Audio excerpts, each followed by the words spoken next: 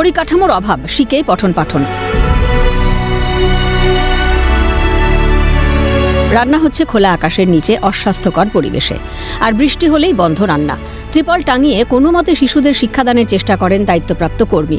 দীর্ঘ প্রায় 17 বছর ধরে এইভাবেই চলে আসছে পূর্ব বর্ধমানের ভাতারের সাহেবগঞ্জ 2 নম্বর গ্রাম পঞ্চায়েতের 215 নম্বর অঙ্গনবাড়ি কেন্দ্রটি।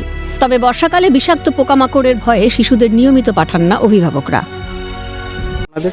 ওই যে চালা নাই ছিল না, কি করে আনবে, ছেলে দিন কি করে পাঠাবো, চারিদিকে বন্ধ হয়েছে, সব কামড়ি দিবে, কি করে পাঠাবো? মানে আতঙ্কের মধ্যে রয়েছেন আমরা। ওই যে রান্না না ফাঁকা, এখানে কি করে রান্না হবে বৃষ্টি হলে?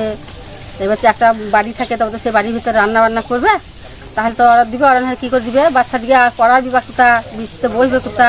স্থানীয় সূত্রে জানা গেছে, কেন্দ্রটির সূচনা হয় 2007 সালে। বাম আমলেই শুরু হয় নির্মাণ কাজ। তবে জমি মালিকের আপত্তি থাকায় মাঝপথে থমকে যায় কাজ। রাজ্যে পালাবদলের পরেও পরিস্থিতির বদল হয়নি। চালচুলোহীনভাবেই দীর্ঘ 17 বছর ধরে চলছে অঙ্গনবাড়ি কেন্দ্রটি। নিয়ম মেনে হচ্ছে অঙ্গনবাড়ি কেন্দ্রে রান্না।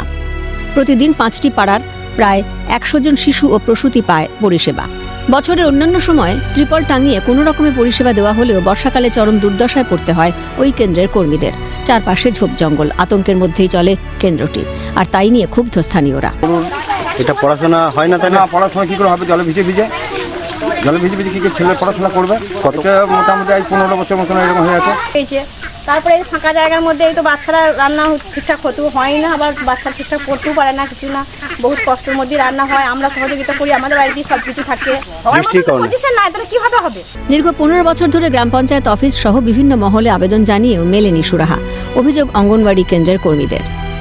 আমরা এখানে জয়েন করেছি 2010 সালে, আর সেন্টারটা চালু হয়েছে 2007 সালে। তখন থেকেই এই সেন্টারটার কোনো পরিকাঠামো নেই।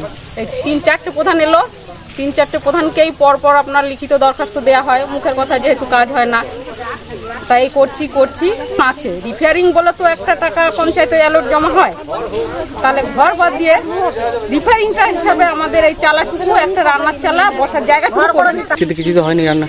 এসেছি, চলে গেছি আমরা। এখন এই চালা, রান্না চালা, ঘর চাইছি। আমাদের বাচ্চারা পরিবেশ ভালো থাকছে না বলে চার ভিতরে জল খেলে আমরা মরবো, বাচ্চারাও মরবে। অন্যদিকে জমিজটের সমস্যা না মিটলে বিকল্প জায়গা চিহ্নিত করে দ্রুত সমস্যা সমাধানের আশ্বাস গ্রাম পঞ্চায়েত প্রধানের। পাশাপাশি অঙ্গনবাড়ি কেন্দ্রটি তৈরি করে দেওয়ার আশ্বাস জেলা পরিষদের সভাধিপতির। যদি মালিকরা রেজিস্ট্রি করে দেয় ভালো, আর যদি না করে অন্য জায়গায় আমাদেরকে একটা ব্যবস্থা করতেই হবে। এটাও কিছু একটা বিকল্প ব্যবস্থা আমরা করে দেবো। রিপল আরও পাঠাচ্ছি। বললাম এই কথা বলার পরে যেটা ওনারা প্রধান সাহেব জায়গা ঠিক করছেন, আমরা জেলা পরিষদ থেকে বিল্ডিংটা করে দেবো। শুধু এই আইসিডিএস সেন্টারই নয়, রাজ্যের বেশিরভাগ আইসিডিএস সেন্টারেরই বেহাল দশা। মুখ থুবড়ে পড়েছে শিক্ষা পুষ্টি। হাজার অভিযোগ, আন্দোলন, বিক্ষোভেও যে টনক নড়েনি প্রশাসনের, এই ছবি তার প্রমাণ। শহর থেকে গ্রাম উন্নয়নের খতিয়ান দেন রাজ্যের শাসক নেতামন্ত্রীরা। কবে বদলাবে চিত্রটা? আদৌ কি মাথায় ছাদ পাবে শিশুরা, নাকি এভাবেই চলবে দায় ঠেলাঠেলি? রাজেশ খানের রিপোর্ট, ক্যালকাটা নিউজ।